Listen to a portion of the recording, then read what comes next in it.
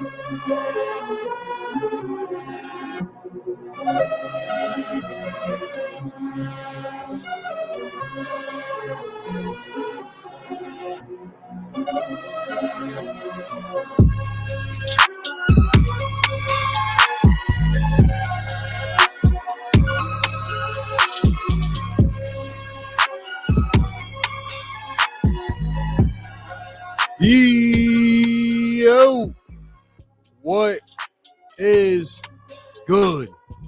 Sixers Nation, welcome on in. Sixers Weekly, man, live on 2 channels. Philly Take with RB. Run it back, Philly. I'm RB. We got DJ Eastwood in the house. What's good? Yeah. Let's go, man. We're going to talk the latest Sixers news, everything going on this week. More of a quiet week. But you know, man, as a Philly fan, things are always heating up. We'll talk about the Summer League game that just went down. Isaiah Joe, baby. We'll talk about Eric Gordon. We'll talk about all the latest rumors. Jimmy Butler said what to PJ Tucker? We'll break it all down, man. Let's go. Hashtag fire Brett Brown on the shirt. I love it. I love it. He got hired again, man. I never thought I would see back. that happen. He's back. We got a lot to talk about, man. It's never a cold day. Never a cold day. Once again, welcome on in, everybody. Live on Philly Take with RB. Run it back, Philly. If you have not yet, we got 120 people up in the chat. Hit the thumbs up button wherever you're watching. Be sure to subscribe, man, and hit the bell so you don't miss any of the upcoming videos or live streams. We'll open the phone lines later on if you want to call into the show. 508-924-3784. Maybe you have some thoughts on the Summer League. Maybe you have some thoughts on PJ Tucker, Eric Gordon, Tobias Harris. Doesn't matter. If you have some thoughts, call into the show, and we'll get to you a little bit later on. DJ, how you feeling, man? Feeling good, man. Feeling good. I'm learning, like, as I get more and more into this YouTube thing year after year, I'm starting to absolutely hate the summer. That sucks. I'm supposed to enjoy the summer, but it's like, damn it. I need things to happen. Yeah. But, yeah, other than that, man. Yes, it's definitely a downtime, but hey, man, I mean, it keeps us going. It keeps us going, and at least it's a little bit different, right, throughout the year. It's not like you're doing the same thing all the time. We're talking about the games, and we're talking about the playoffs, then free agency, then trades. Like it just never stops. And I feel like as Philly fans, man, we get a lot. We get a lot because of how our fan base is. But I like it, man. I like it. Yeah, the off-season's been eventful so far, for sure. Last off-season obviously was very eventful. Yeah. And this offseason has been eventful. Yeah, absolutely. Every year, man. Every year. But I think we have to start the show with what just went down in the Summer League. Sixers taking on the Thunder. No Chet Holmgren, by the way. He ducked Paul Reed. We were all ready for the matchup. Paul Reed, Chet Holmgren. He didn't play. I'm coming for the record. Isaiah freaking Joe. Yeah, he's coming for the record. 6 blocks. He wants more. All right, he didn't play. I get it. But anyway, can we take a second before we get into it to admire Isaiah Joe? Will he crack the rotation? We'll talk about it. How about a game winner out of Isaiah Joe? As a Sixers fan, you must know every game comes down to the wire, okay? Every Summer League game so far, all 3 of them, have come down to the wire. And Isaiah Joe, what a shot, man. Fading away from 3. What do you think, DJ? Is Isaiah Joe going to get some minutes this year? Yeah, listen, we thought he should have got minutes last year. Of course, his whole thing is always that he's undersized as far as what position he would play in the NBA, and people say that he gets pushed around and things like that. But what you saw right there and what I see a lot from him is his ability to get a shot off quickly, regardless of his size or, as you saw right there, space. I mean, the kid has just an absolute perfect jump shot, and for him to come around that screen, catch and shoot like that with a guy in his face. An and one, technically, I think, with the defender moving into him in his landing space. I mean, the kid, like, when you had us shooting 17% from three in some of those games, there's no reason for Isaiah Joe to not be on the floor. And, another offseason, another year of growth for Isaiah Joe. I think we should see him this season. If you want 3-point shooting off the bench, just put him on the floor, man. Just put him on the floor. Yeah, the form looks a lot more pure as well. Like he just looks more comfortable as he's stepping in. We've been hearing about Isaiah Joe and how, he's kind of taking that leadership role in the summer league team, third year in. I like to hear that. I like to hear that about guys like Isaiah Joe. And you just said it, like look at the options that we've had. Look at some of the guys who have been inconsistent in the lineup, out of the lineup. Hits a couple threes, can't hit a three for a week. All right. We're not saying that Isaiah Joe is going to be the most polished player, but he's a young and upcoming prospect. He can also handle it, on the defensive side of the ball as well. He can hold his own for sure. And you got to give him a chance to develop. You got to give him a chance to play. And when he's hitting shots like this, man, I mean, it's big time. It's big time for sure. And, this is a guy who I believe if he was on another team would have had, more ample opportunities so far. And I think you need to let him expand in his role. Yeah. I'm trying to go this offseason looking towards this season without going on Doc Rivers' rampages. But, he's never been one to develop players. And part of developing young players is instilling them with confidence, giving them enough time to get comfortable, not putting a guy on the floor for 5 minutes and then yanking him and not playing him again for a month. And you can see, obviously, the summer league, he looks more confident. Because he knows he's the veteran on that team. And it's like, game down by 2, 24 seconds left. I'm shooting the ball. I'm the one here. So it was cool to see that confidence from Isaiah Joe. And, hopefully that can transfer over to the NBA a little bit. And hopefully Doc Rivers is willing to give him a chance to get enough time. It doesn't have to be a ton of time per game, but give him enough time, at least consistent time. So, get comfortable in the NBA and see if he can do the things that he can do in the summer league in the NBA. So, we're praying that Doc Rivers has a sort of epiphany this year. Yeah, I hope so. Isaiah Joe, 19 points today, went 4 for 6 from deep. He had I think he had 17 the last game, and I forget what he had the first game, but each game, seeming to get better, stepping into his motion. I mean, just a guy who hopefully can crack the rotation. I mean, this is his third year in the league. And he was one of the guys that we were obviously looking forward to this summer. Obviously we're playing competition that isn't up to par, and some of these games are lagging through. They're hard to watch sometimes, but all you can do is handle your business, right? And Isaiah Joe came out and, he got better. Some people were, on him a little bit after the first game, looked a little bit hesitant, but he got comfortable and he did his thing. Now, another guy, Paul Reed, got to play today. Like we said, we wanted to see him up against Chet Holmgren. He did not go. But once again, Paul Reed handling his business, 14 points, 5 for 10, 7 rebounds, 2 assists, 1 steal. Paul Reed, especially, following up that first game performance, because in the second game, really nobody played. But Paul Reed had 20 and 15 in the first game, and then he finishes today with 14 and 7.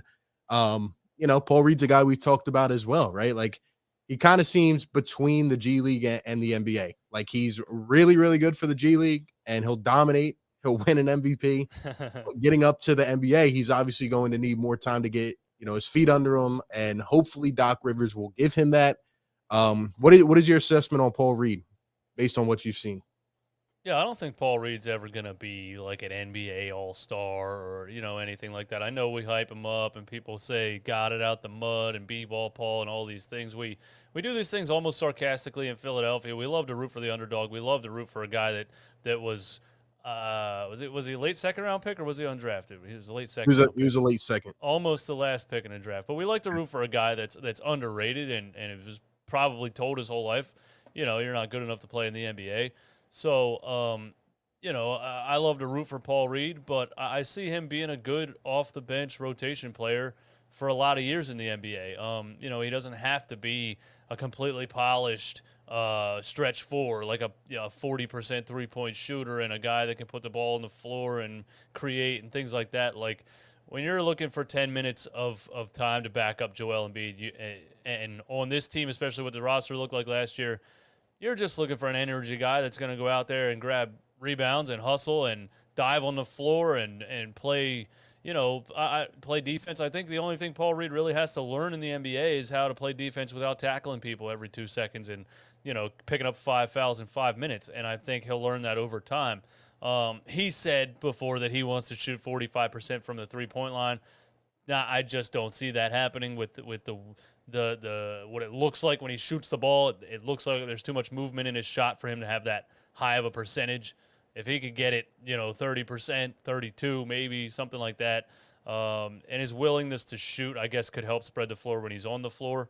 But yeah, I just see Paul Reed being a contributor off the bench for a lot of years in the NBA, and I don't think there was any reason last year to play, Paul Millsap against Giannis or DeAndre Jordan at all. And I think this season we should be looking for a lot more Paul Reed at the backup center position or Charles Bassey, one of the two.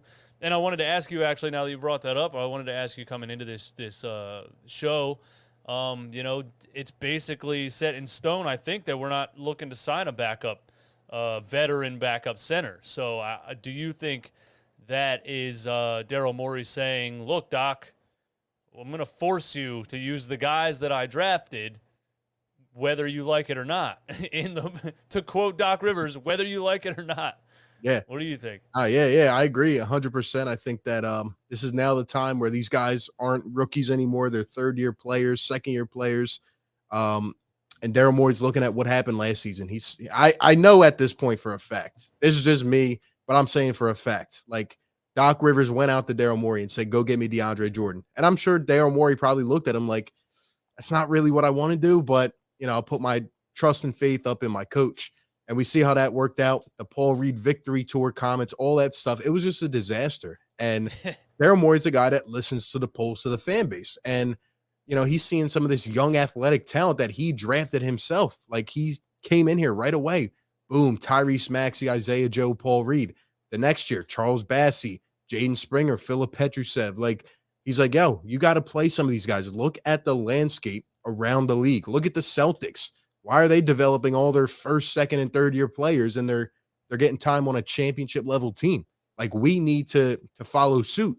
And I think you're right. I think Daryl Morey had enough. And he said, you know what? You're going to have to play one of these guys. I'm not getting you another center. There's just no way. And, when you look at a guy like Andre Drummond, for example, the Sixers were rumored to have interest in Andre Drummond. I thought he was going to get a starting level salary. Andre Drummond got signed for, I think it was like $3.2 million a year. Like the Sixers could have absolutely went and got an Andre Drummond back. But Daryl Morey said, nope, we're going in a different direction. You're going to have to play these guys.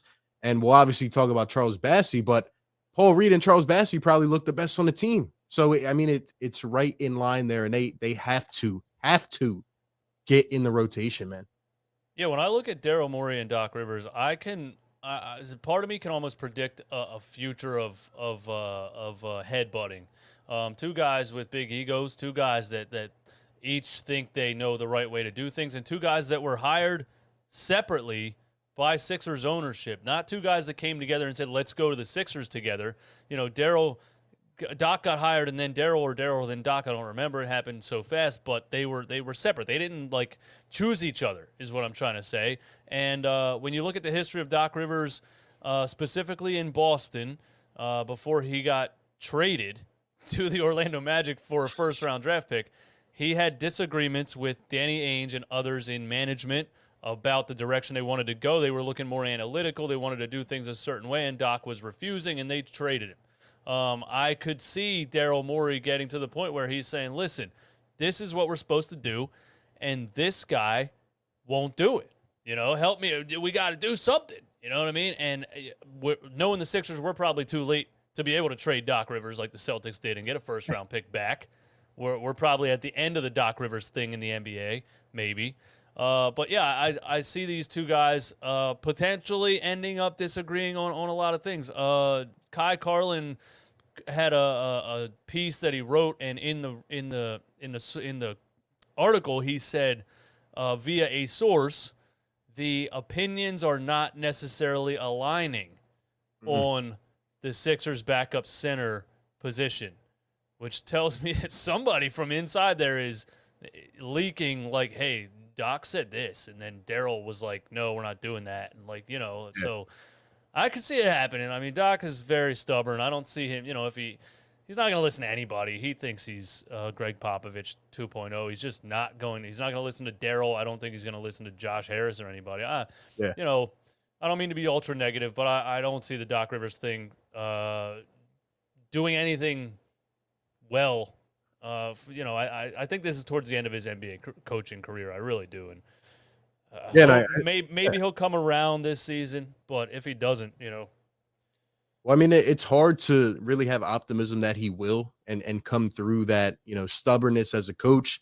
But like you said, at some point their heads are going to butt and something's going to happen. And I think Daryl Morey is also looking at these teams that he's put together the last couple of years, and he's saying like, look at the rest of the league. We should have had a chance to get to the Eastern Conference Finals. We should have had a chance to maybe get to the finals. And time is ticking. And I feel like Daryl Morey, this is the offseason where we've been saying it for a while, but I think he's really just sitting here like, okay, I'm going to do everything I can to get us to the third round. And he's like, what's the best way to do that based on our flexibility right now? Well, I'm going to put together the team that got me there in the Western Conference Finals and adding Joel Embiid on top of that. And yeah, I just think this is an all-in type of year. And I think if Doc Rivers doesn't adapt, if he doesn't adjust, I think he's on the hot seat. I do, because we know we shouldn't have blown the lead against Atlanta, but we obviously didn't have Joel Embiid, but still the way we came out, the way we laid down and just kind of gave up and said it, we physically said it. So Daryl Morey said, okay, I'm going to go and get some dogs. I'm not going to let that happen again and let this team get embarrassed. But like you said, if Doc Rivers doesn't adapt, we might be in the same spot, and it just can't happen. We're wasting valuable years, valuable chances for this team. And, it's got to get better. The problem is the contract that they gave him. I think Daryl, if I had to guess, would prefer a younger coach that would be more of like somebody that he could mold, or at least, would be more adaptive and open to listening and things like that to what he wants or what he thinks should happen. But, it is what it is. Yeah, I could see, like, if I had to guess a specific, and Doc has already blown my mind several times, this wouldn't shock me at all if we came out the first week of the season and DeAnthony Melton didn't see the floor at all after being a very good player off the bench for the Denver Nuggets. Is it Denver Nuggets? For the Grizzlies. Grizzlies. That wouldn't shock me at all. If he would just, hey, look, shake Milton for 20 minutes off the bench, and it could happen. So, Sixers fans, prepare yourself, because it is Doc Rivers at the end of the day. It's going to be interesting to see, what happens, especially with the backup center position. Shout out to Aaron with the $20 super chat. Appreciate the love and support. His Springer shot wasn't falling tonight, but his form gives me hope. It's not broke like Thibault's, and I can't stress that he was the youngest kid in the 21 draft and is younger than many of the kids in year's draft class. Yeah, he's still 19 years old, not even 20 yet. Doc Rivers didn't even know how old he was in the exit press conference. So, like Daryl Morey said before, he's a project. But you're right, Aaron. He is very young. We do have to keep that in mind. I think where the issue collides is that Sixers fans are impatient, and essentially we drafted a project last year. But Sixers fans are looking like, where's the piece that can get us over the top right now? Who is that guy going to be? And, that doesn't really align when you go out and draft a 19 or an 18-year-old, actually. So, yeah, I definitely hear what you're saying, man. And speaking of which, Jaden Springer, that's kind of who we need to talk about next, because we talked about Paul Reed, Bassey. I think we would agree that both of those guys probably make the roster. Isaiah Joe, I would hope so, based on how he's playing. But, that's an iffy. He could start with the blue coats and work his way up. Before we talk about the rest of the squad, Jaden Springer, I want to get your take on him and how he played based on what you saw, or, because I feel like I'm going to be more negative. So are you? The thing about Jaden Springer is, first of all, I think that Daryl Morey drafted him as just Daryl was in that draft trying to trade Ben Simmons. The entire draft, he was trying to trade Ben Simmons. He was trying to get it done before the offseason happened. This last year, however long ago, and then it lasted forever. But he was trying to get it done before the season started. He was trying to get it done at the draft. He couldn't get what he wanted in return, and I think he just said, "Fine, then we'll take Jaden Springer right here because if all of this falls apart, at least we have a kid that in 5-6 years might be a really good NBA player." So I think that's why he took him. I don't think he planned on Jaden Springer contributing anytime soon. It was just a kind of a backup plan. If I can't move Ben for this, or this, I'm going to draft this kid. I think Springer has a lot of potential. Again, yeah, he's not even 20, which is crazy. I thought he was 21 already, but I guess, yeah, he's not even 20. So you can't really assess him too harshly yet. Maybe you can. I don't know. But I think he has a lot of potential. One of the things that I really, really like about Jaden Springer is his low center of gravity, his body control in the air, and the fact that he loves creating contact and taking contact in the air and staying square and finishing through contact. And, when people compare him to Matisse Thybulle, they only compare him to him because of his athleticism and his defensive ability. This kid can already play basketball 10 times better than Matisse Thybulle at 19 years old. I don't think I've ever seen Matisse Thybulle break a player down off the dribble, jump into contact, and finish an and-one layup. It's just, I think he has a lot of potential. He's just very, very young. I don't know much about his three-point shot. I've seen a couple of nice mid-range jumpers. But I really like his attacking ability and, his center of gravity and how he holds himself in the air, and he's strong. He can jump high.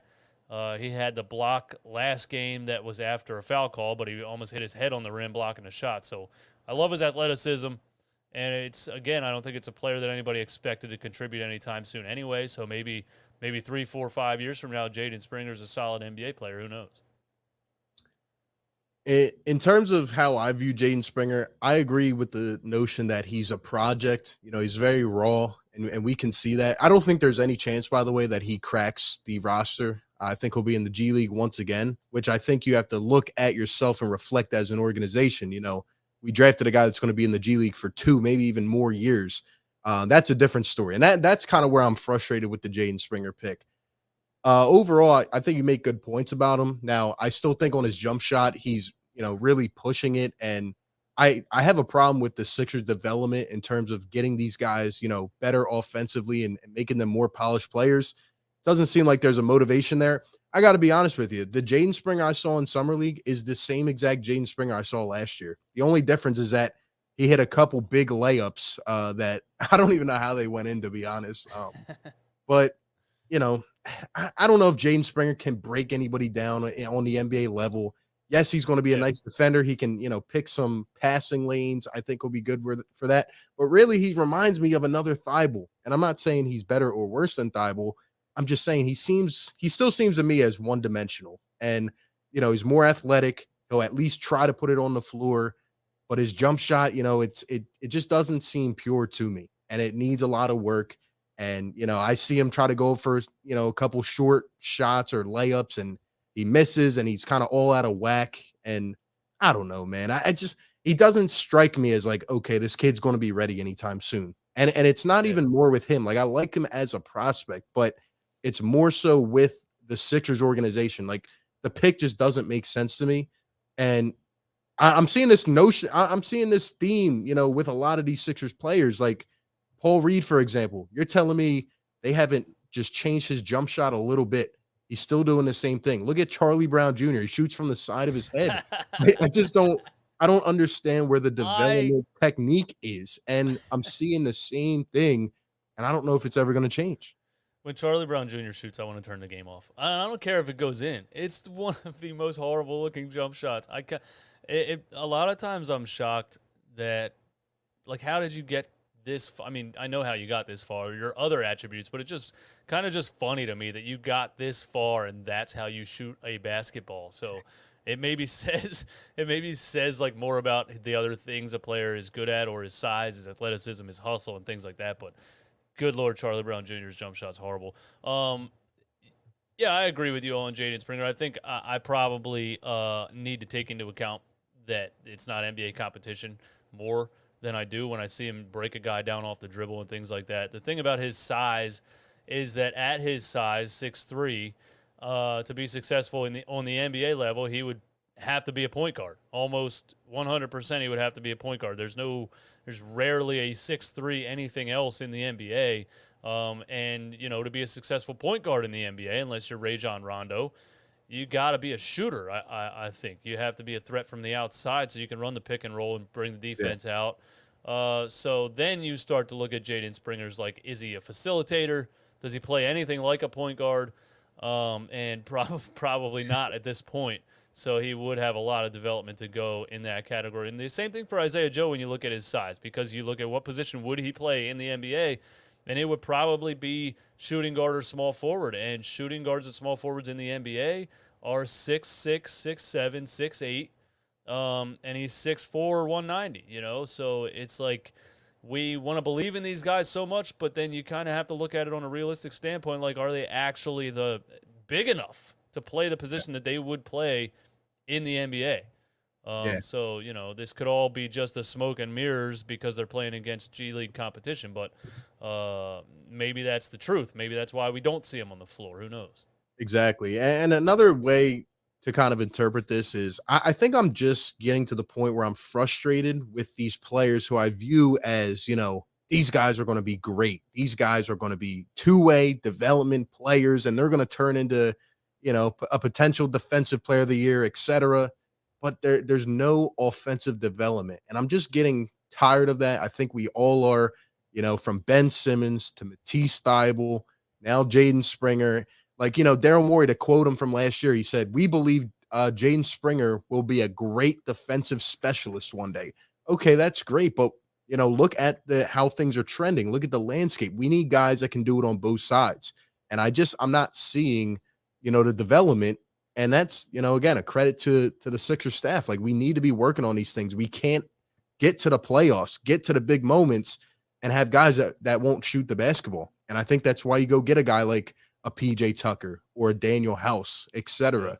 We're going to need to develop. Also, shout out to Duncan with the $5 super chat. He says we have a good starting lineup. We shouldn't concentrate more on our bench. If Harden plays as he did in the playoffs, do we need to cut his minutes? Well, I mean, that's really one of the things that this season hinges on. Like this season is James Harden going to come back and show a resemblance of his old self? If not, we're going to be in trouble. But if he shows something and, we incorporate Tyrese Maxey into the offense more and we get things rolling, man, we could be a decent team. We definitely could. I think, I was down on James Harden, obviously, when the season ended, how he played in the playoffs. And then I said a lot of things about him, what I think about his work ethic or what he prioritizes more, winning or the lifestyle that he lives. And I will say that throughout this offseason, James Harden has at least brought me back in and at least opened up my mind to the fact that he could possibly be better this upcoming season, especially the fact that he, gave the Sixers the opportunity to sign players before signing his contract. He didn't opt into the $47 million, which would have capped us out. So that tells me that he not only wants to win, he wants the opportunity for his team to be as good as they can possibly be to help him win, and he wants to salvage his own reputation. I think he sat back and said, listen, I made $500 million in my NBA career between shoe deals and NBA contracts, on and on and on. I want to win. I don't want to go out as this player that just quit on two teams and could have been an all-time great, but maybe isn't. So I'm going to take a step back and I'm going to do the right thing. And I think maybe he's come to that realization, especially the age that he's at. It might be perfect timing for us and James Harden. Maybe last year's playoffs was the kick in the ass that he needed. He had a friend that said publicly, James was embarrassed. James doesn't like to be embarrassed, and he will come back better because of that. So, I'm getting closer to believing that. Yeah, exactly. And I mean, this guy is, one of the best scorers that we've ever seen in this game. And he's sitting here thinking, well, the last thing I need to do is win a championship. That's the only thing I haven't done. That's motivating him. He obviously is by the side of Daryl Morey, which is one of his best guys, best friends. He's taking a pay cut. He's helping the team get better. And one thing I will say about James Harden, because I know a lot of people were down on him, when the season ended. I mean, I pretty much knew he was going to be back. There was no other way to really go about this, based on where we were at as a team, unless we just decided to blow it up, which I don't feel that, we thought was the best interest. I mean, this is the next couple years here. This is our chance. This is our opportunity. Like, based on how we've gone about things. And the thing about Harden to me is that, I appreciate the way he's at least handled himself in his press conferences. It's kind of like it's just fresh air compared to what we've had before, right? Like James Harden, at least he comes out and he says, I got to get better. I will, this, and that. We're seeing videos of him working. That's all we can hope for. Now, maybe he comes back and he's still the same way, which would be unfortunate. Or, as he said before, having an entire off season, having a training camp, getting to know these guys better, and really having more than just a 20-game sample size will do wonders and will help this team. Because at the end of the day, I don't think we're that far away. I mean, Yeah, I look don't at think the we are either. struggles we've gone through. Look at everything we've had to endure.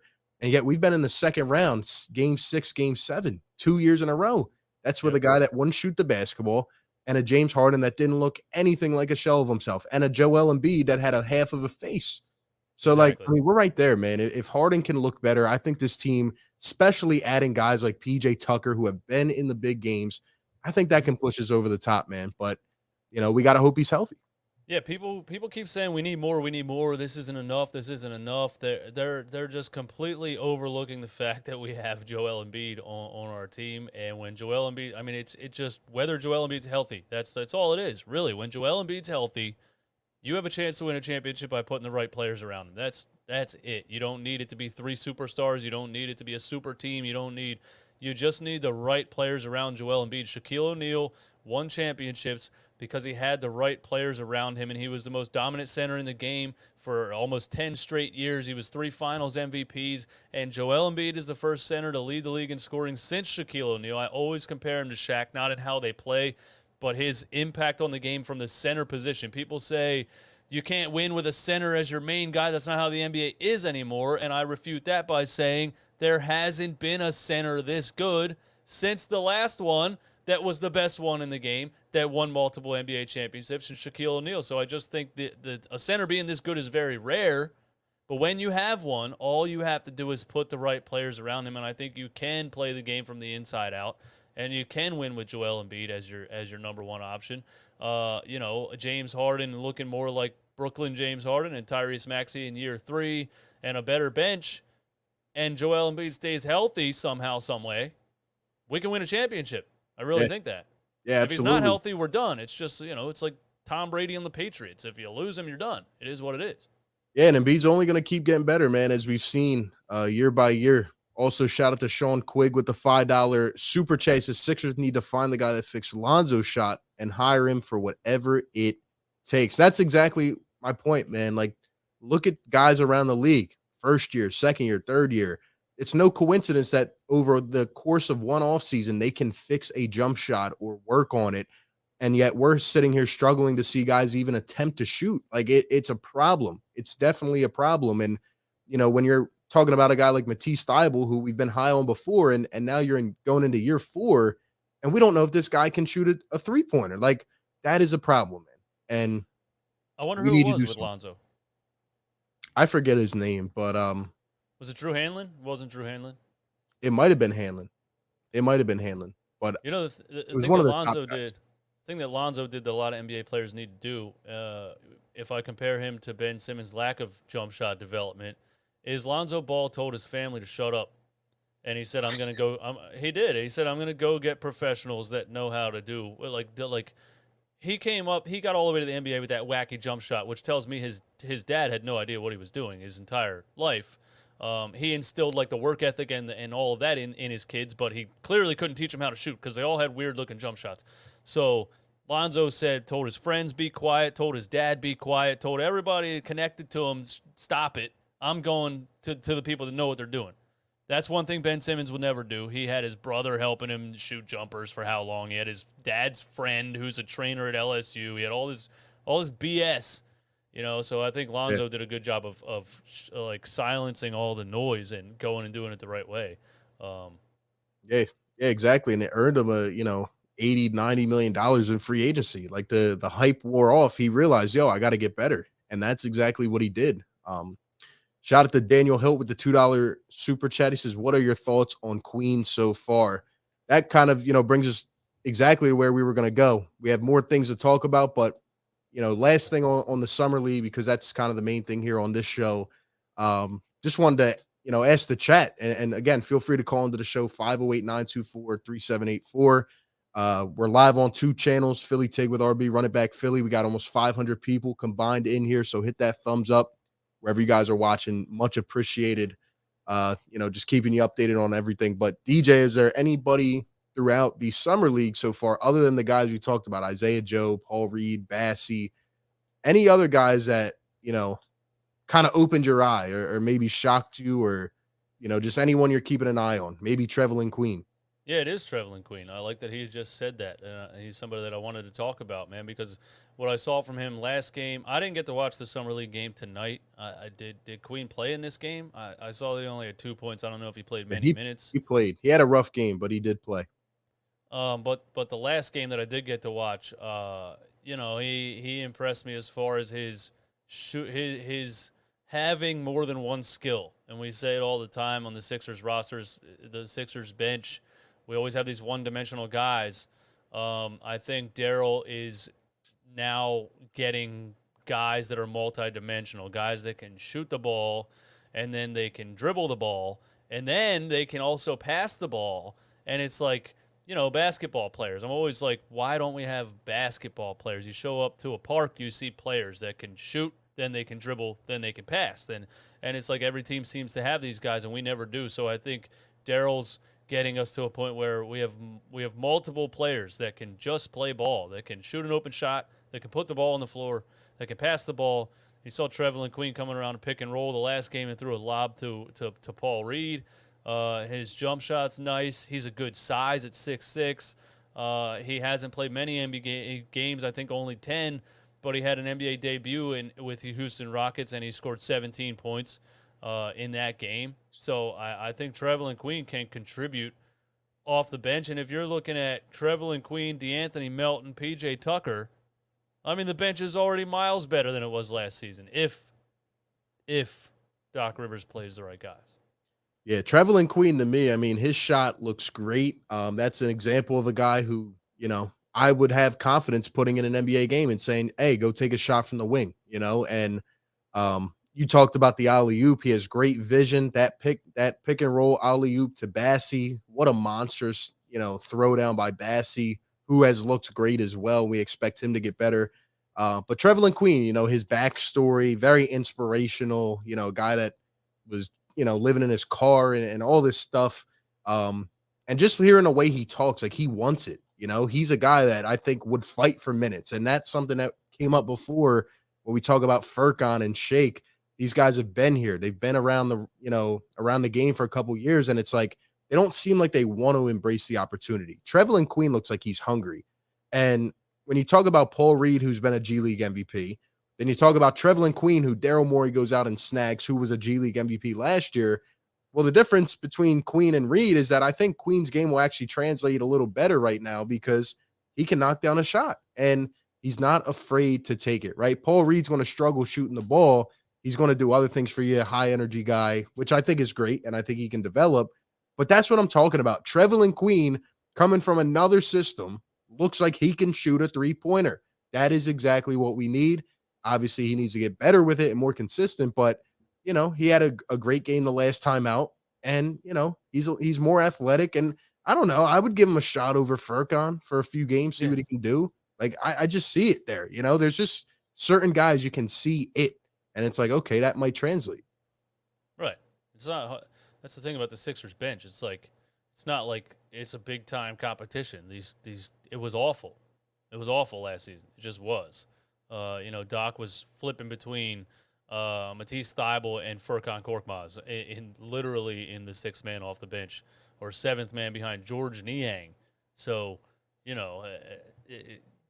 it's not hard for me to say these players deserve the opportunity over those guys. And you're right. They've been here for like 3 or 4 years. It feels like they've been here for 10. It feels like every single season we come back with Furkan Korkmaz and Shake Milton, and they're just meh. They're just meh. Not that bench players are going to wow anybody, but a step up from meh is where I need to be with some bench players. Exactly. And I just need to see it pop off the screen a little more. I think Trevelin Queen, just seeing him break down guys off the dribble. I mean, he's going right to left. He's blown by some of these defenders. Again, I know it's not the best competition, but it's it's refreshing to see a little bit.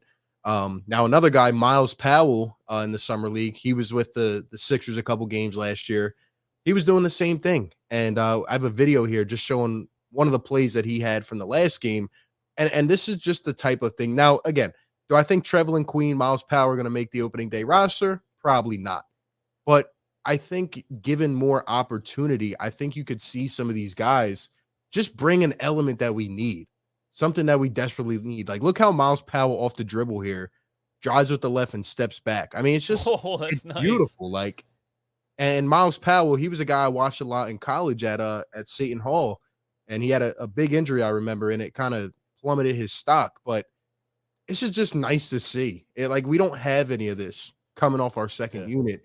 And it would just be nice to see some guy break out and have an opportunity. But I don't know if we have the room for it, and I don't think Doc Rivers would really give him a chance. But those are some of the guys I watched, and one more guy, Grant Ryler, who I was interested a couple years ago, in drafting in the second round. We did not. We ended up picking him up last year. Grant Ryler, to me, like the experience he had on the floor in a couple games that he showed, it was just great. I think he's older. I think he's like 26, 27. But his vision, man, he wasn't forcing anything. He looked like he knew how to play the game. And it just something I saw in his game. I don't think he'll make the team, but he'll probably be with the Blue Coats and probably bounce around a couple teams. But Grant Ryler, to me, he looked steady, he looked consistent, and he was always making the right play. And that is something that I think we need coming off the bench. Yeah, I saw Miles Powell do some of those things in NBA games. When we were having those COVID outbreaks and we had like 7 players, and Doc was forced to play them just because you didn't have anyone else. Miles Powell was out there doing his thing, and I saw things from him that I hadn't seen from Sixers bench players in a long time, which is a guy that can shoot the ball and then dribble drive and finish at the rim and create something and go up and under, go around the defense, you saw right there a little around the screen crossover, left hand in and out dribble, step back, like skilled basketball guard type of things. And I saw him do that in NBA games last year. Not, it was against the Miami Heat. I think we had 7 players and they had 8 or something like that. So it's not like it meant anything really. It was basically a G League game. But I saw him do that on the NBA floor, and I liked Miles Powell then. And I thought he should have probably been coming off the bench last season with our lack of shot creators off the bench. But yeah, I wouldn't bank on Doc Rivers giving him the opportunity. But I do like Miles Powell. Yeah, absolutely. And it'll be good to see some of these guys in the G League, and hopefully they can make their way up. Overall, though, the Sixers go 2-1. We saw what we needed to see. Charles Bassey looks like he's developing. Paul Reed looked like a monster, and Isaiah Joe knocking down shots. Those seem to be the 3 that will probably make it up at some point for sure, but we'll just have to wait and see. Shout out to everybody in the chat, man. If you want to call in, 508-924-3784. Give us some thoughts. What do you think about the Summer League?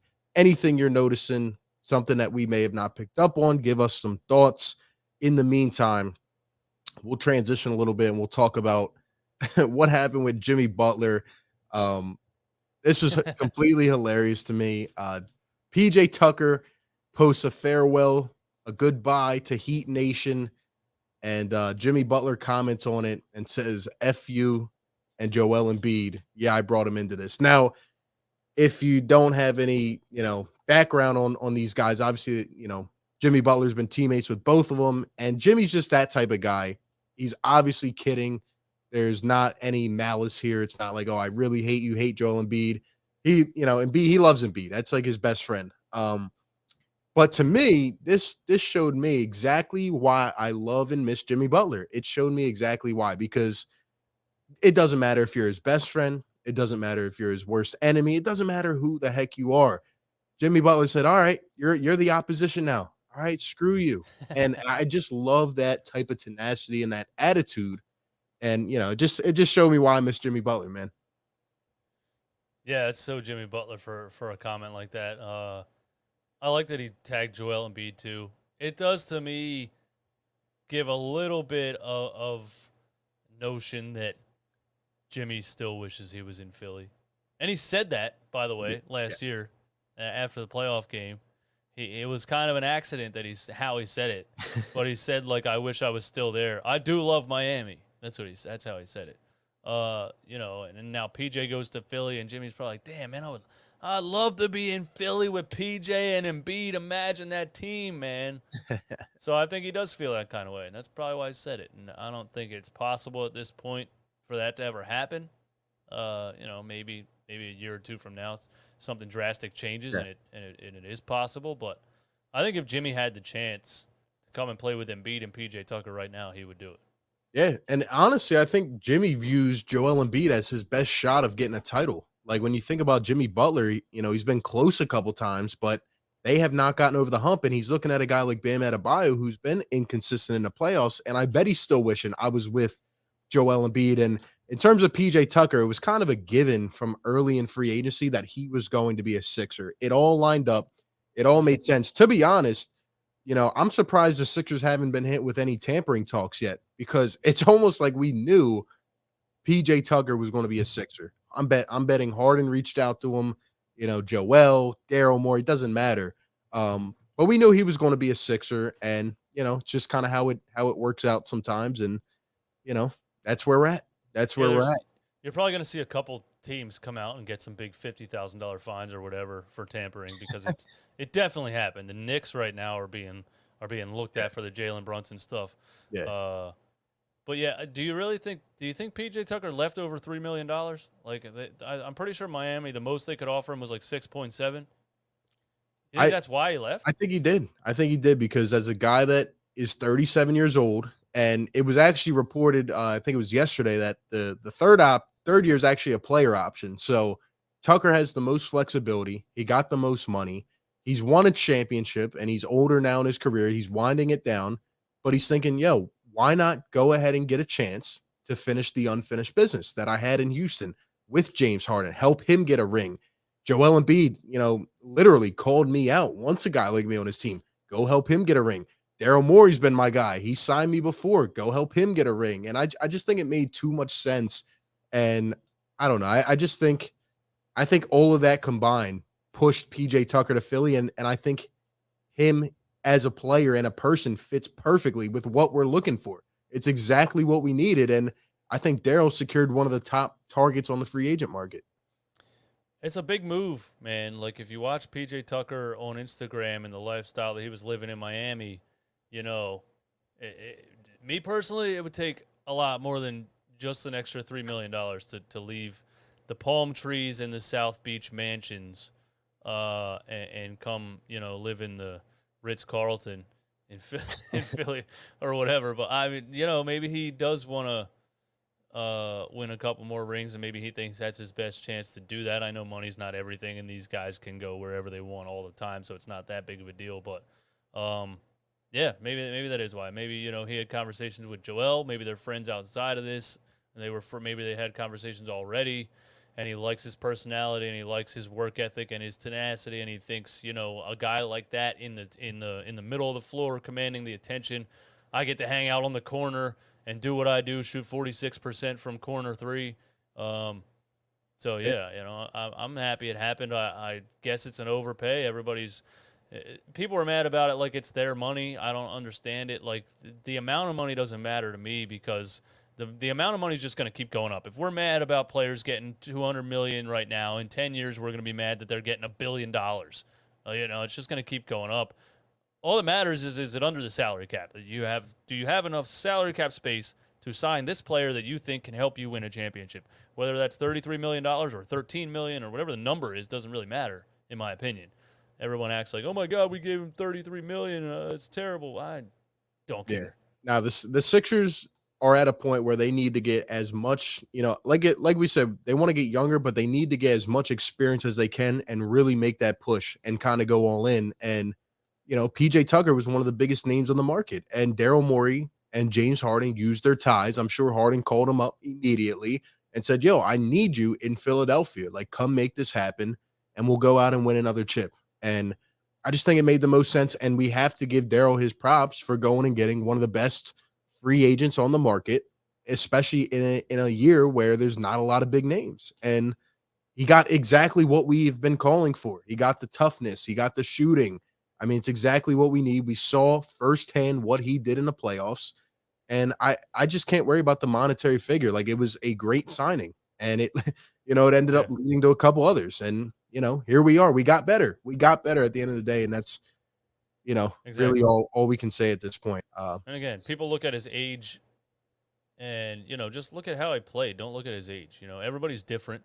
He out hustled James Harden, and he was 6 years older than James Harden. Like, the age thing doesn't really matter to me at this point. If he was 42, I'd be like, all right, what are we doing here? But 37, it's pushing it. But looking at how he played in the playoffs last season, he didn't play like he was 37. He didn't, he was out there hustling like a 17-year-old. So, I'm down to give him 3 years. Yeah, absolutely, man. Shout out to Daniel with the $2 super chat. He says, I think PJ knows Miami has hit their peak. It's a good point, man. Miami, they're going to have to change some things up. And, they drafted a couple guys, but how far can they really go? How far can they go? I think it's a solid point, man. And paid a guy that couldn't even get on the floor in the playoffs. Yeah, exactly. A lot of money. So definitely something to keep our eye on. We got a lot more to talk about. Shout out to everybody in here, 500 plus in the building. Hit the like button wherever you're watching. Be sure to subscribe as well. Let's go to the phones, man. Let's take a call. How are you guys feeling about Summer League, PJ Tucker, this whole thing? We got more to, talk about with Eric Gordon, but how are you feeling as the fan base? Let's get some pulse, man. Let's go to the 267. 267, what's going on, man? Hey, what's going on, guys? Hey, what's up, man? What's up?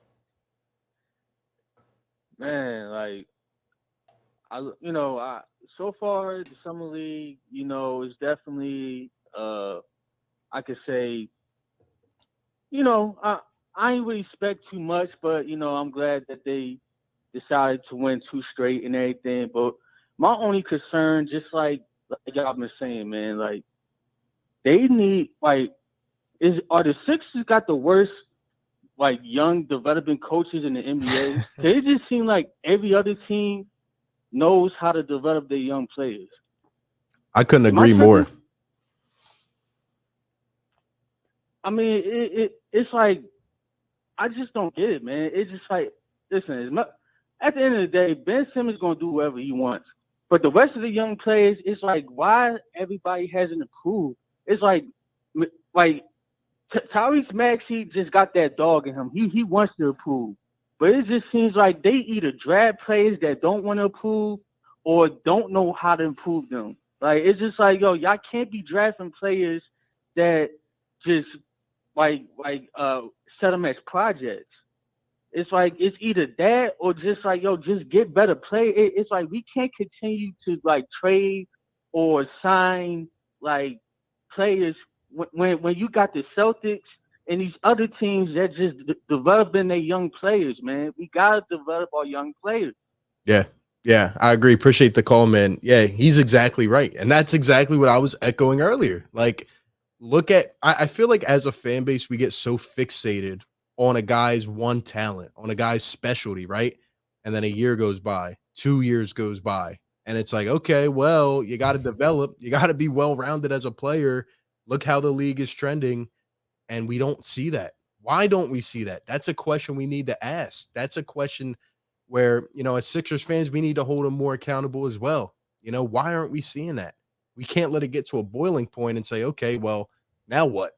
Right? It's a problem, man. Yeah, I go back and forth with it, whether it's drafting players that just have that show the signs that they're going to grow into something, and drafting players that don't show the signs that they're going to grow into anything, but kind of hope that they will. So I go back and forth with it. When you talk about the Boston Celtics, look, they drafted Marcus Smart. Everybody knew what he was coming out of Cincinnati, I think. Absolutely. He was just a dog. He was exactly what he is right now. He just grew into a better version of that in the NBA. They drafted Jaylen Brown in 2016, 2 spots after we took Ben Simmons. Brown wasn't good, though. He wasn't good the first couple years. He wasn't. It was a reach at the time, but that's what I mean. They saw the 6'7", 240 frame and the shooting ability, and the potential to grow into this like prototypical NBA wing. Kind of what we did with Andre Iguodala back in the day, who ended up not developing a really consistent shot. But I just think they draft better also. Not only do they develop better, they draft better. We drafted Matisse Thybulle, who's an actual defensive back and has no basketball skills whatsoever, and just hoped that he would magically learn how to play. He didn't show any signs that he would learn how to play. So I think they draft better and they probably develop better too. I don't know which one it is. Yeah. But you're right about Jaylen Brown. It was a reach at the time. I couldn't believe they took him that high. I remembered following him through college that year, and he was supposed to go probably late first, and they were like, Jaylen Brown number 3, and we were like, what? But it ended up being a pretty damn good draft pick. So, Look, man, at the end of the day, like we can backpedal, right? And we can think about a guy like Ben Simmons. Like that's really all we need to prove, to give us evidence, right? Like a number 1 overall pick, our talent development couldn't get him to shoot a basketball. And then you can say, okay, well, he's just a different type of player, and the personality comes into it and all that. But then we just made the same exact mistake with Matisse Thybulle. Like, if you remember last year at this point, we were talking about Thybulle in the Olympics. He was starting to look like he had a little bit of a shot coming on. And then we get to the playoffs, and he like dudes are running away from him in the corner, like, and he will not shoot a basketball. That transition, especially after what we saw transpire with Ben Simmons and us going out in the second round of a game 7 of a home series, like that just can't happen. And that's why I feel like it's more on the development side. And it's like we have all these great assistant coaches, but like, what are we doing to develop? I don't see it. I don't see it. I've obviously said a lot about Ben Simmons throughout my YouTube career so far, and I don't know if I've ever said this. I think that the Ben Simmons was the worst thing for the Philadelphia 76ers at the time, but also the Philadelphia 76ers was the worst thing for Ben Simmons because we were just coming off of tanking. We had a coach that had never proven anything in the NBA. We had ownership that didn't know what they were doing, and we were so starving for star talent that this player who was so full of himself and so high on himself his whole life that people said negative things about him way back in Australia about the fact that he didn't get along with teammates or didn't listen to anybody. Went to LSU, hardly even stepped on the campus, didn't care to try to take them to the tournament, chose not to play in the NIT tournament, showed all the signs. And if he would have went to LA or another team that was established, if he wouldn't have been a number 1 overall pick, if he would have been like pick 15 or something, it would have went to a team that was established, it would have forced him more to be like, all right, you have to do this or you're never seeing the NBA floor. The fact that he was a number 1 overall pick and he was heralded as some celebrity and he went to a city that was starving for stardom, nobody would tell him anything. It was like, please, we don't want to say anything because we don't want to make him angry and request a trade or something. So it was like a recipe for disaster, really, when I think about it that way. He was walking into a situation that wasn't going to teach him to change his mindset. And we were getting a player that didn't plan on changing his mindset. And now that you look back on it, it just wasn't going to work. He needed to be somewhere where you could look at him and say, listen, bro, if you don't shoot the ball, you're not playing. And we just weren't in a position to say that to him. And I wish we could have been in the position to say that to him. Yeah, and I think another thing is the whole coaching thing, again, the enabler, the Ben enabler, and just, like we kind of took a step backwards. I don't think we thought we were going to do that. But now, you get to the playoffs, and I got to be honest with you. I feel like Daryl Morey, if you've been listening to what he's saying, all of his comments, getting a guy like Daniel House, getting a DeAnthony Melton, they keep asking him, why did he go out and target these players? He says, I think the playoffs showed what we really need, and that is guys that can do it on both sides of the ball, guys that can shoot, guys that can play defense. And I'm not going to say he's taking direct jabs at a guy like Matisse Thybulle, but maybe he is. Maybe he's sick of it, and he's realizing now 2 years in a row we've had guys that are simply complete liabilities on the offensive side of the ball, and he's trying to change the culture a little bit. So yeah, when he watched us get out hustled, out rebounded, one of the worst transition defense teams in the league, lack of athleticism, he looked at it like, okay, obviously I can't have Danny Green, Matisse Thybulle, George Niang, Shake Milton, Furkan Korkmaz. None of these guys, Danny was at the end of being a 3-and-D player. So it was like I have to get guys that can score and that can hustle and that can rebound for their size against other players at their position and can play defense and get back in transition and things like that. So I think in just one offseason, because he was held hostage in last offseason, he didn't get to do what he wanted to do because of the whole Ben Simmons situation. So really, he had one offseason to try to fix a whole lot of things, and I think he did a lot of work so far in getting athletic players that can play both sides of the floor. Yeah, exactly. That's where we're trending, man. Shout out to Mr. Roddy Poo with the $5 donation. He says, bring on Ben McLemore, Austin Rivers, and Markeith Morris. Shout out to Ron for getting Keith to respond on Twitter. Get all them dudes. Well, Ben was a former Rocket. Austin Rivers was a former Rocket, so you might be onto something. I'm telling you.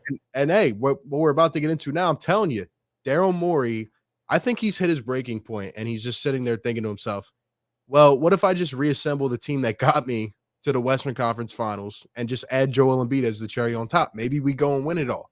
Like, it's not a coincidence that every player we have gotten this offseason has an affiliation with the Houston Rockets. Am I right? No, yeah. And I think part of it's his connection with those players. Part of it is that he witnessed firsthand how those players fit around James Harden with the ball in his hands. So that's also part of the reason he's looking at those guys. You could find other players around the NBA that could fit perfectly around James Harden with the ball in his hands, but he doesn't know that. He knows these guys fit around James Harden. A couple years later, it's taken risk because now you're looking at 37-year-old PJ Tucker and 33-year-old James Harden. But at the same time, it's like if I'm going to take a chance and they're still playing at a pretty high level, yeah, I'm going to bring all the guys over. Let's just do that. Let's see how it goes. They were close, man. If Chris Paul never got hurt, who knows what would have happened, and would have been interesting, man. Shout out to Petey for becoming a channel member on whatever channel you became a member of. Shout out to you, man. Shout out to all the people in here. Again, call the show 508-924-3784. We talk Summer League. We're talking about the team, the offseason, what we think could happen. Obviously, there's not a lot going on right now, but the fact we got 500 people in here, you guys are the best, man. Continue supporting. The last thing we must talk about is Eric Gordon, speaking of former Rockets. And there was an update on the Eric Gordon thing, and we're going to, read the update, and I want to get some thoughts, man. How do we feel? Is an Eric Gordon trade even remotely possible? Are the Sixers done? Is Daryl Morey content with how the roster is? And this came from my guy Harrison on Twitter. Shout out to him. He posted it. It's from Kelly Eco NBA, who covers the Houston Rockets for The Athletic. So obviously some inside info there. And he said, Eric Gordon, the subject of repeated interest around the league, was close to being traded on draft night, with the Sixers presumed to be the landing spot before talks ultimately fell apart. But in addition to the Sixers, the Rockets received offers from no less than 6 teams. So a lot of interest in Eric Gordon, as we see the Heat, the Bucks, the Suns, who offered packages including first-round picks. I believe Daryl Morey was doing everything he can. We heard it reported multiple times. And I still think, post-draft, he was trying to get Eric Gordon. And then we see here, it says sources told The Athletic Philadelphia re-engaged with Houston at the beginning of the free agency regarding the former Sixth Man of the Year. But the Rockets are not desperate to offload Gordon, certainly not as desperate as some contenders are to obtain him in what looks like a standard championship hopeful rental. And then down here it says Houston may reevaluate offers at the trade deadline, but assuming no team presents an offer deemed acceptable, the Rockets are more than pleased to have him on the roster heading into camp. So that's kind of where we sit with the Eric Gordon thing. What are your thoughts on that, DJ?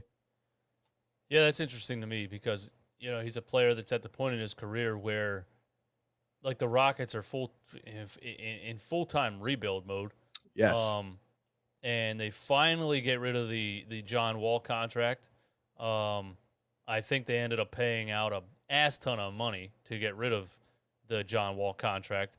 Yep. But it's like Eric Gordon just seems like that player that's at this point in his career that the Rockets would be more than happy to move on from in a full-on rebuild. To just why not, continue to grow your young players and continue to acquire more and more cap space and get rid of more and more aging contracts. So I don't really know why they're so like hesitant to trade him. I guess we can't really find out what the package was that Daryl Morey offered. If it included Matisse Thybulle, then I don't know why the Rockets would have said no to that, because, why not get a young, relatively inexpensive, athletic, defensive player, on and on and on, for a guy like Eric Gordon. Interesting to me. I really can't figure out why they're sitting here turning down all of these offers from other teams, unless the offers just kind of aren't that much for Eric Gordon right now. Maybe maybe Daryl's like, hey, listen, we'll give you Furkan and a couple second-round picks. And they're like, and it was rumored that the Rockets were even looking for multiple first-round picks at one time, and then it said, a first-round pick and a player, and it's already a tough contract with him making almost $20 million a year, I think, over the next couple of years. But I personally feel that people have forgotten about Eric Gordon. He's 33, obviously not what he once was. We remember the old days, right, when he was with the Hornets or the Pelicans or whatever, and then with the Rockets. Like, Eric Gordon was a pretty good player. Like it said, he was a sixth man of the year at one point. Mm-hmm. But Eric Gordon on those Houston teams, he was a structured piece of that organization. Like, I don't want people to forget and act like he's just a nobody. No, Eric Gordon can still play. And I think people have kind of thrown him under the radar because, like you said, he's been with a team that is not going anywhere. And he's kind of just sitting there left out to die, really, when, he's trying to win a championship. He's trying to go to a place and be a contender. But it just sucks, man, because if, say he was making a little bit less, that could be a piece that I'm sure Daryl Morey would try to get his hands on. And I don't care what anybody says, Eric Gordon would immediately come off this bench and be one of the best players. Like, I've seen Eric Gordon on one ankle go out there and shoot the ball 15 times a game. That's something we don't have. And he can knock down from deep. And I know he's not what he once was. He'll be slower. The main concern is that he hasn't played a full season in a couple years. But Eric Gordon can play, man. And if there was any way to get it done, I believe Daryl Morey would be on top of it.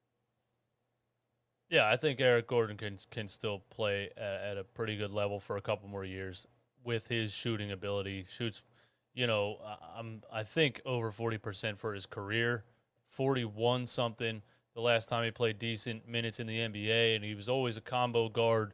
Could take the ball to the rim too, could drive and finish.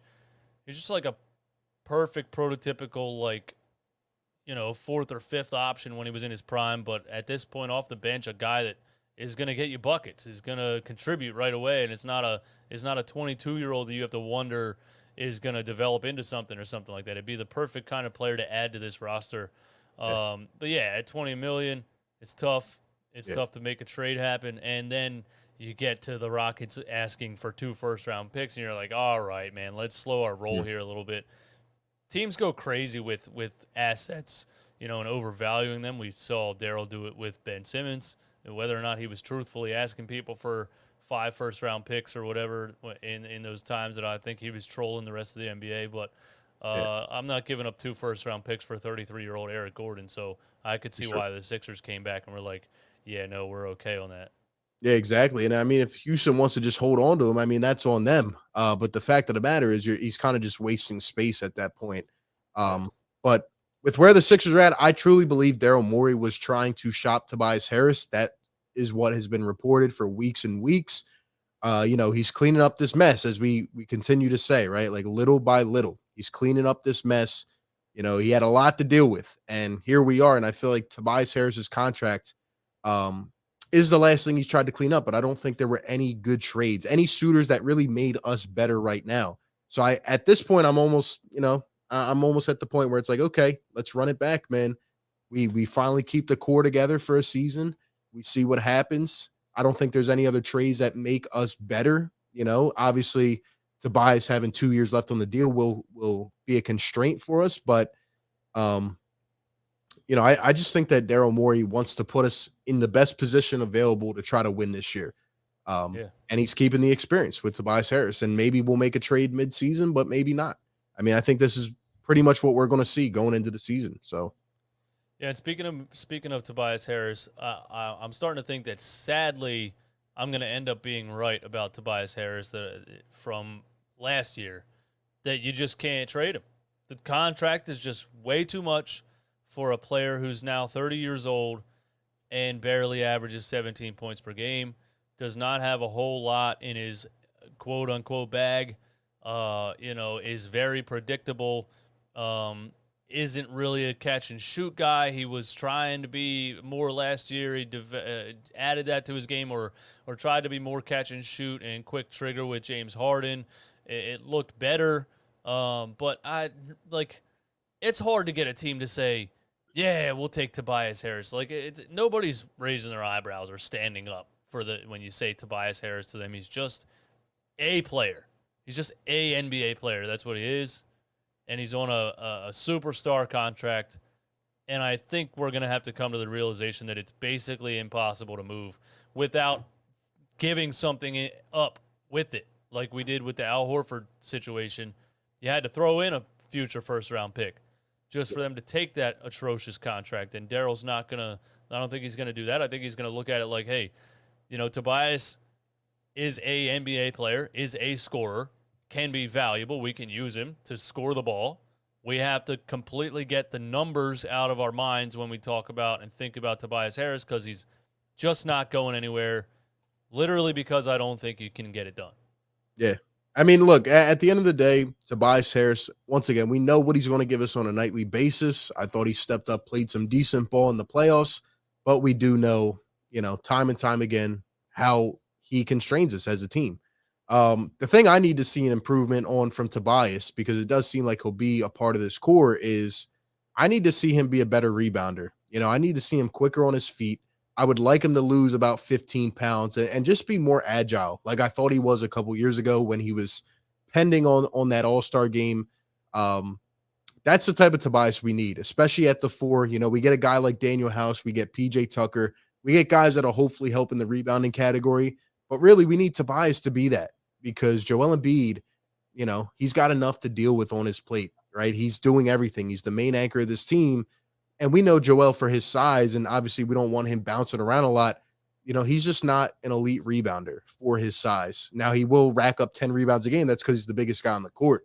But if Tobias could consistently give us 8 to 10 rebounds a game, I think it would improve our team. And I think it would help us get out in transition, and it would give us another guy who could bring it up the floor and just be quicker, and just bring an element that we need for this team. Yeah, I don't think Tobias Harris has that naturally in him. I think he can play like that when he kind of reminds himself, when he kind of goes into a game and says, okay, I need to be more aggressive in this game. I need to crash the boards. I need to box out. I need to grab rebounds. I need to play harder on defense. And then you see him go out there and look like more of that kind of player. Like, wow, where did this Tobias come from? And then he always kind of reverts back into the player that he just is naturally, which is a little bit soft. Doesn't really fish for contact, doesn't go to the rim hard, doesn't get to the free throw line. Tobias has the ability. It's just he's just not that kind of player naturally, and I don't think he's ever really gonna be that at this point. But he showed signs in his last playoffs that he can, I guess, get himself to play more like you need him to play. He played really good defense in the playoffs this past season. I was ecstatic about the defense that he was playing. I liked that he was catching and shooting without hesitating and things like that. So maybe he's learning a new role. Maybe he looks even better this season coming up in that role. We'll have to see, but I definitely don't think he's getting traded at this point. Yeah, he definitely embraced his role, and we're gonna need more definition of that role. He's a guy really where you really need to tell him what to do at some points, and hopefully we get more of an identity on this team. In my opinion, with Maxey and Harden, we really need to figure that out, especially in training camp and getting these guys to work together. Shout out to Duncan with the $5 super chats. Do you guys think it's possible to get Curry or Drummond back? I miss those two. Well, Drummond signed with the Bulls, so that's a no-go. As for Curry, who knows what's going to happen with the Brooklyn Nets? By the way, shout out to you and I, because we sat up here and exactly predicted, while the mainstream kind of took us off the other route. We said exactly what was going to happen with the Brooklyn Nets, and they're a disaster. And who knows, Seth Curry might be available in trade. He might go to the Lakers with Kyrie and whatever happens there. I mean, they're in a world of trouble, man. So Yeah. We predicted it. I was never afraid. When Max Kellerman, the boxing commentator who decides he wants to talk basketball, gets up on ESPN every single day and says the Brooklyn Nets are going to be the best team of all time. The Brooklyn Nets this, the Brooklyn Nets that. All I saw was three guys who need the ball in their hands, no depth, no defense, no team chemistry, no camaraderie, nothing that builds an NBA championship level team. They just thought, we'll just put three of the best scorers of all time on the same team and it's going to work. Everybody should have knew it wasn't going to work. Not just for the fact that they were missing a whole bunch of NBA championship level intangibles team-wise, but those three idiots were never going to get along, ever. I think James left because he had a conversation with Kyrie Irving for 5 minutes and said, get me out of here. I put James in that same category too. He to me is the same type. I think we're starting to see that he's less selfish than those two. But at the time, I was like, you're putting three of the most selfish, self-indulged players in the same building. It's a disaster waiting to happen. And it did. We ended up with the best of the three because he came here and took a pay cut. So, hey, man. Thank you, James. You've changed my mind on you. And now I can just rip Kyrie and Durant and the rest of the Brooklyn Nets apart. Hey, man, don't forget Harden admitted that he wanted to come to Philly at the prior deadline. He didn't want to go to Brooklyn. He said he always wanted to be in Philly. And he got, he ended up getting traded for 8 picks, and the GM of the Rockets didn't like Daryl Morey. So he got sent to Brooklyn, and like you said, it kind of burned over quick. But he was playing well. He was playing good ball until he got injured. And, he comes to Philly now, and what does he do? While those guys request trades back-to-back, James Harden asks for a pay cut or takes a pay cut, and obviously gets more money over more years, but he takes a pay cut this year to put the best interest of the team forward. And it just shows the difference between where those guys are at. Where are you at on the Kevin Durant thing? Because to me, the Kevin Durant thing is another situation where NBA fans just see a skill set and say, I don't care, I'll take him. And I say, I do care, I don't want him anywhere close to the situation because things went south in OKC and he walked. Things didn't even go south in Golden State. He just had literally a 30-second argument with Draymond Green and said, I quit, and walked away from there. Goes to Brooklyn, signs a 4-year contract, and in 2 years says, you know what, trade me. He's just completely thinking he can do whatever he wants. It's getting to the point where it's like, owners are like, we got to start showing players that contracts matter. You can't just go sign a contract and say, trade me. You're depleting NBA teams at that time. They gave up so much. Not that they gave up anything for Durant. He signed as a free agent, but they gave up crazy amount of picks for James Harden. And, I don't want Kevin Durant. I would love his skill set on the team, but I don't want Kevin Durant. If you could put his skill set in somebody else, yeah, I'd be happy. Me personally, I think you're on point with the points you're making about him as a person. Now, when it comes to Kevin Durant, like you just said, the skill set, I mean, we're talking arguably maybe a top 15 player of all time. So if you have a chance to get Kevin Durant, I look at him and Joel Embiid together. I think those two would be the most unstoppable force you may have ever seen. Now, obviously, the baggage would come with it. KD, he does let things get to him, which is frustrating. And, he gets tired of certain situations. When I go back and look at those places, Russell Westbrook, Kyrie Irving, Draymond Green, those aren't the easiest personalities to deal with. I think him and Embiid would put their little beef or what, if it even is beef or whatever, they would put that to the side. I think those two would work together, and I think they'd be great, man. And Philly would embrace KD. I would take him. I would, but it would be tough to see a guy like Maxey go. And Brooklyn just doesn't have much leverage at this point. And I just hope if they do trade him and it's not the Sixers, I hope it's to a Western Conference team. Like, I hope he doesn't end up in Toronto or somewhere like that, because his skill set, like, he's an assassin, man. He is, and he's so good. And I don't want to have to face him multiple times a year. He is. And I've said, this whole kind of time talking about Kevin Durant and the possibility of coming to the Sixers, that I think that would be a guaranteed championship if they were both healthy.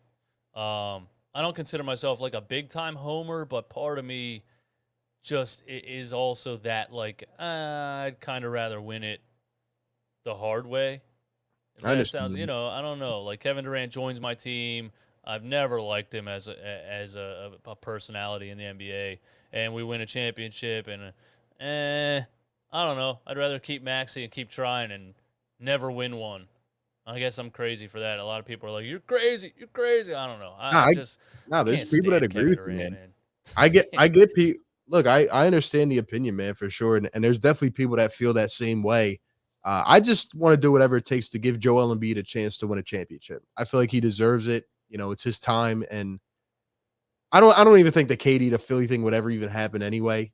But I do think the Nets have imploded, and he's going to be on the move if they can get something done. Because after Rudy Gobert got traded for 5 first-round picks and half of a team, there's just there's so much that you can offer for Kevin Durant, and it's just I think it's going to boil down real bad, man. I don't think it looks good for them. I think sadly NBA players like Kevin Durant are losing sight of what it is to build a championship team. He's at a level now where he just wants to, okay, I'm leaving here. I want to go somewhere else where they're good enough to win a championship. And if I feel like it's not, now I want to go somewhere else where they're good enough to win a championship. Why don't you just stay somewhere for like 4 or 5 years and build a championship team? He could just stay in Brooklyn and let them have another season or two to work through what they're working through and try to put a winning team around you. But I'll this tell you whole, why, like, man. I'm Kevin Durant, I deserve a team that's good enough to win a championship, it comes off as, like, just childish to me and, like, very just self-centered and annoying. And I hate it. I see me personally, I feel that it's not that way though. I think it's KD saying, I can't stand this Kyrie Irving anymore. Like, I think Kyrie just with everything extra he brings, KD went to Brooklyn. That wasn't the popular hotspot, right? That wasn't like the New York Knicks or anything like that. He went to Brooklyn and said, all right, well, now everybody coming at me, going to the Golden State Warriors and this and that. I think KD just sat there and said, I got to go to my own spot and win it now. And he picked a destination like Brooklyn with Jay-Z and all that going on. But I think he's just sick of Kyrie. And the reports are that, they would welcome getting traded together. I don't believe that for a second. I think KD is just sick and tired, going through it with Harden and then going through it with Kyrie and then with Ben. Like, I just think he's sick of it. And I think it boils down to that. Yeah, and I think they get in like a practice with Kyrie Irving, they can probably see that he's just not very dedicated to basketball. His mind is elsewhere. I've said it before. He's probably that person in the group that makes everything super serious real fast. Probably doesn't have much of a sense of humor. You know what I mean? You're probably like playing ball and joking around. And he's probably like, guys, it's deeper than that. There's wars going on in the world. You're like, bro, come on. KD made a Go mistake. somewhere. That KD knows he made a mistake pairing up with Kyrie, man. And it's just tough, man. He asked the reporter why they're asking him about basketball the one time, because there was a war going on in Syria. We're not CNN, bro. We're supposed to ask you about the basketball game. What do you want us to do? Yeah. And I made a video or talked about it the other day, and I said I don't want Kyrie anywhere near this team. Absolutely no way. And some people were saying, oh, well, Kyrie makes us such a good basketball team. He's just not focused, like you said. I don't see him ever getting that level of focus again on the basketball court. And I just don't see it happening. So I don't really want him near this team. Shout out to Duncan with the $2 super chat. He says, Nets losses off season. I love it. Go Sixers. They definitely did, man. They definitely are hurting. It's funny how nobody even mentions Ben Simmons anymore. Like when they talk about that team, it's something, man. It really is. Is he ever going to play? Well, my take on it, man. I said he wasn't going to play this season. I have a feeling he might be out a chunk of next season. I really do. By the way, for anybody wondering, he did not request to sit out the entire season. That was a fake report that I put out for fun, and it got shared like 700 times and reached 200,000 Facebook accounts. So if you heard that, it was a joke. I didn't expect it to go as far as it went, but I wouldn't be shocked if he did. Hey, I just don't think he's going to play. Not until I see it. There's just something different about it, and it's just crazy times that we're living in, man. All right, let's go to the phones, man. Let's go to the 281. 281, what's going on? All right, so I'm a big fan so far. I've been watching both of you guys' shows, and DJ Eastwood, you're gonna have to bring back out those process complete shirts. I'm a Houston Rockets fan, but I see that y'all have been forming the Philadelphia Rockets now, and you were one season too early. All right. Harden, the superstar, will be back this season. Get ready. Let's do it. Let's make a process complete 2.0 shirt. We'll put that. Yeah, I've been seeing all the signings and what Daryl Morey's been doing, and I see that he's trying to recreate some of the things that he did here in Houston. The biggest thing to see, I know you guys are worried about all the free agent signings and who you guys drafted and how Summer League's going. If Harden is back to himself, and I believe last season was the anomaly, that's all that needs to happen. If he is a superstar, if he's playing like he's capable of, and he's having a full off season, he's working out. I don't know if y'all saw that clip with him and Sam Cassell and Tyrese Maxey working out in the gym. Yep. He's actually having that full off season work. He's going to be right. He's going to be healthy. Get ready. All right. Appreciate the call, man. Appreciate the call. I'm back. I was on Sell the Team a month ago, and I'm back in. I'm proud to say I never left. I'm here ready to rock, man. It's definitely tested me at times. It's pushed me to the limit. But I agree with the caller. I think Harden and his trainer said it best, having a full off season of work. You know, I mean, that hamstring injury lingered a long time. Then he has to go through all that drama with the Nets. He gets traded. He played about 20 to 25 games as a Sixer. Give him time. Remember how it looked at the beginning. We got to see more of that, man. We got to get that down to perfection. If I'm being honest with you, the main thing I'm worried about is Doc Rivers. Like, will we, play the young guys? Will we have that flexibility as a team? And I mean, Daryl Morey went out and got us better pieces, right? Will they play? What will it look like consistently? Will we have this attitude issue? And how will Doc address the media? Those are the things I'm worried about. I think Harden's going to come back better. Yeah, I think Daryl set it up almost. I think Daryl set up this roster almost like to make it obvious who's playing and who's not. It's almost Doc Rivers proof, this roster. Like, obviously PJ Tucker's playing off the bench. I think DeAnthony Melton is an obvious one for just his, not that Doc ever looked at a per 36 or any type of advanced stat ever, but his contributions at 24 years old off the bench in Memphis, and Daniel House, and he signed veteran guys that can contribute that I think he knows Doc Rivers is going to play. So there's probably not as much to question as there was last season.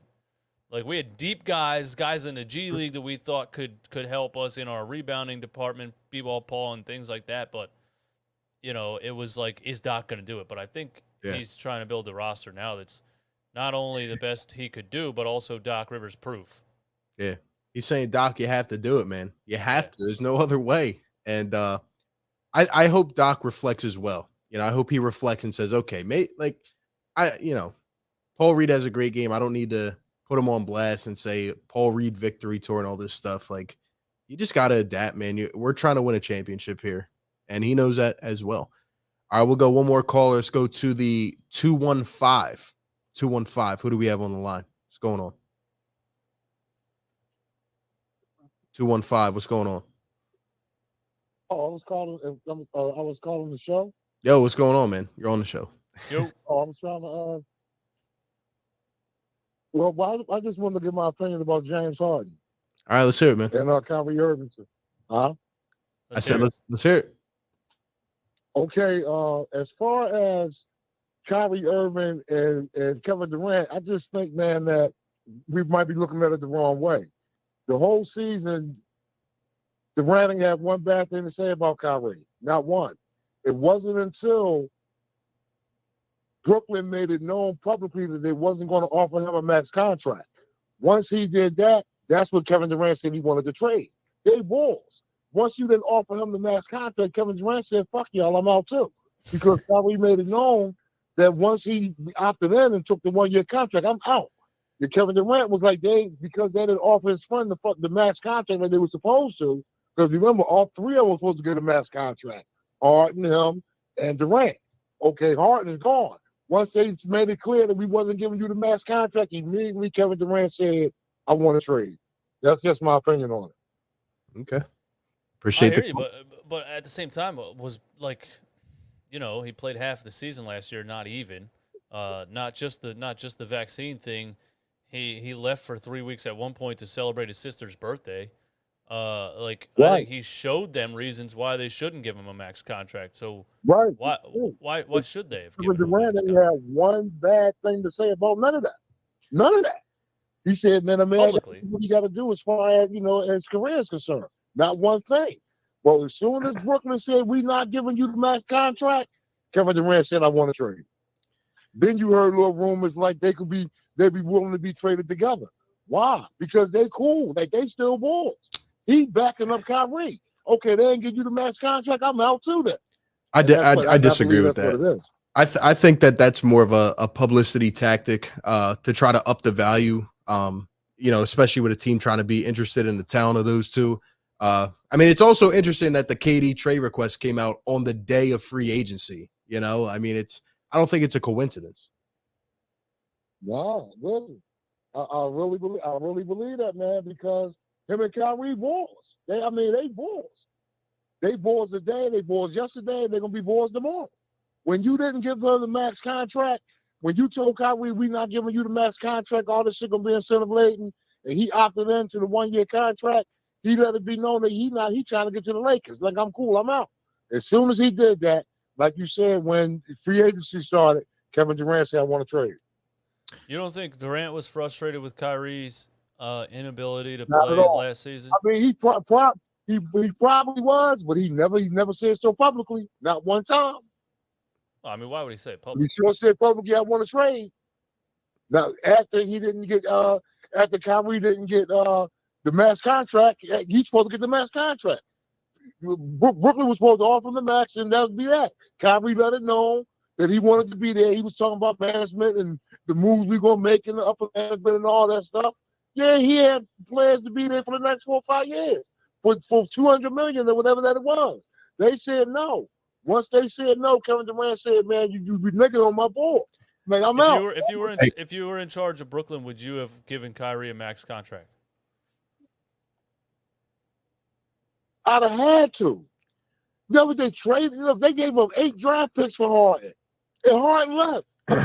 Hey, but you can't let Kyrie go. You also got to remember that. You got to remember that Kyrie opted into his player option as well, so he was going to be here this year regardless. Then they're going to be an unrestricted free agent next year, and they're going to lose me for nothing. They're going to get nothing in return. Not a thing. All right. Not a thing. Hey, not a thing. I think what he's saying is possible. I don't know the guys. I never met them. I don't know how good of friends they are, good of friends they aren't. I don't know if they hate each other, if they love each other. I know he never said anything publicly, but that doesn't necessarily mean that he was happy with Kyrie. We're all guessing and speculating, basically. Exactly. Yeah, appreciate the take. Kyrie even opted into his contract the weirdest way possible. Everybody thought he was going to get put into a sign and trade, and he wanted out, which he did. That was reported. And then, it ends up that he opts in and says, I want to be different from the world and all this stuff. And, he opts into $37 million because I think there was no market. And then Kevin Durant requested a trade. I think he got tired of it. I think he got tired of the stuff. So, and then I think he tried to screw the Nets over by doing it on the day of free agency. That was ridiculous. What Brooklyn asked Minnesota, do you think that's real? Because it's funny, the thing that people say, I would give up anything for Kevin Durant, that's an automatic championship. But would you, though? Would you give up Anthony Edwards and a whole bunch of other assets for Kevin Durant? I don't think they would give up Anthony Edwards, Karl Anthony Towns, and 5 first-round picks. I don't think they would do that. Wait, Towns was in there? That's what they said, yeah. See, that's the problem with the trade. Durant wants to go somewhere where he can win a championship, but you're going to have to trade your good players to get Durant on the team, so then you're on a team again with none of the stars on it because they had to trade the stars to get you. You're right. And I think and I don't think the Nets have any leverage either, though, because it is now public that KD requested out. Kyrie is a question mark. And just like you said, KD wants to go where he wants to go. Kyrie wants to go where he wants to go. And it's not like you can ask for the king's ransom with every single team, because what are you going to be left with? And especially when you see where the market's been evaluated at now with other trades, I just don't think they have a lot of room to operate. So some people think KD might go back to Brooklyn, but who knows? Jason O'Connell says everyone expects the Nets to fall apart, but they made some nice signings. It's going to be interesting. Hey, and that's the last thing I wanted to talk about. They go out and they sign TJ Warren, who I wanted, man. I wanted, and I think they got him on a minimum. You know, it's a guy that hasn't played in a couple years. But to me, that's the signing in place of Kevin Durant. Like, that's the, okay, we don't know what's going to happen. We'll get a piece that could kind of go either way, could play with some of these young guys. I mean, they traded a first-round pick for Royce O'Neal. Like, what was the point of that? And they signed TJ Warren, and it's, you know, I think they're looking more towards the future, but to have a couple guys that could at least keep them relevant a little bit. So that's kind of where I'm at. Yeah, it's awkward right now for the Nets. They're not. Are they in win now mode? Are they like, hey, we're bringing Kyrie and Durant back, you know, whether the public thinks we are or not, and we're going to continue to build around them and try to give them pieces that can help them win? Yeah. I don't know, man. Yeah. I don't know, man. It's interesting. Then you throw, you know, the most overpaid cheerleader in there who hasn't played for, an entire NBA season in Ben Simmons. And that's another thing that people aren't recognizing. If you go back to the reports that were made at the time of that playoff series, let's not forget they got swept. They got embarrassed. And the guy sat up there and said he was going to help the team and play. He did not, which we predicted. And, you know, what happened? It was reported that they were pissed off about that. They felt like he quit. Another example. Like, it all boiled up, man. That's what was fun for me, was that Nets fans watching us, and then us trading him and them thinking Ben Simmons was going to play, and Philly fans are dumb, and you're all just haters. You run players out of town, and you're all stupid, on and on and on. And we were like, you'll see. We tried for 5 years with this guy. You'll see. And it didn't take very long. It took 2 playoff series, and the Nets announced that he was going to be back for Game 4, and he woke up in the morning and said, sorry, guys, I have a sore back. That's what we told you was going to happen. He's a fraud. Now the Nets already know it. Didn't even take them a whole season. I knew this from earlier in the season, man. That's why I said he wasn't going to play. And that's why I'm saying he still might not. I don't know, man. It's just they've imploded, man. And that's kind of where we're at. So hopefully the Sixers can make out a little bit better and you know, get ready to go and see how it plays out, man.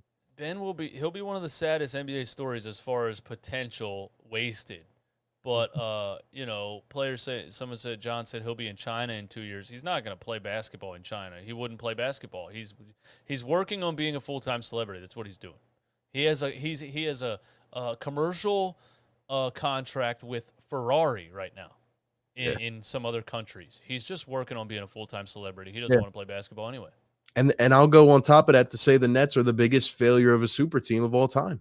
I mean, look at the talent they had. Even go back to the last bad trade they made with the whole Pierce and Garnett thing and how much they gave up. And then look how much they gave up for Harden and you know, just all of it piling up and just to see where it's at. Was that the same ownership group? I believe so, yeah. That's funny. So. That's funny because when you really look at what, you know, the young core that they had and Jared Allen and D'Angelo Russell and all the players that they gave up instead of just continuing to build and maybe just being bad enough to get to the top of the draft, and maybe you draft a player that becomes a star and you build a good team. Yeah. Every time they start to build a core, they sell it all for an overpaid, overpriced, trying to take a shortcut to the NBA Finals, and it's failed miserably both times. I mean, they set Boston up so perfectly. Boston was one of the best teams in the league and had the number 1 pick in the draft because of the Brooklyn Nets. Just an awful, awful trade, man. Awful, man. But that leaves us where we're at. At least we can look forward to the Sixers and say, you know, this team will at least make the playoffs. We know they'll be a good regular season team. And hopefully we can get over the top, man. But shout out to everybody in the chat. Still almost 500 in here. Hit that thumbs up wherever you guys are watching, man. This was a good talk, especially with not much going on. The fact we were able to stay on here and give you guys Sure, the man. coverage and the content, man. It's always a good time. And shout out to everybody commenting in the chat and all the callers as always, man. So now I believe the Sixers have a couple more summer league games, I think, this weekend coming up, and then really then it's going to be a down period for some time. It's like plus with the Sixers roster how it is, and honestly, look at the NBA, right? Like this week, there was nothing at all because everything is pending based on the Kyrie and KD situation. Like any teams that might have some stock to maybe go out and sign other guys or get people, like they're all waiting to see what Kevin Durant does. And it's just the NBA is down right now. Yeah, for sure. July and August will be slow NBA times, I think. Yep, we'll just have to wait and see, man. But shout out to everybody coming through, man. Philly Take with RB, run it back. Philly, I'm RB. That's DJ Eastwood. Appreciate everybody giving their thoughts, man, and talking throughout the chat. Like I said, we're trying to keep you up to date with the most consistent coverage. So anything else, DJ? Nah, man. I think we're going to try to do this every Thursday, whether there's big time news or whether there's just a little bit of news, but I think we're going to try to do it every Thursday. Yeah, absolutely, man. So shout out to everybody in the chat, man. Once again, hit that like button if you have not yet. Sixers get it done in Summer League. 2-1, baby.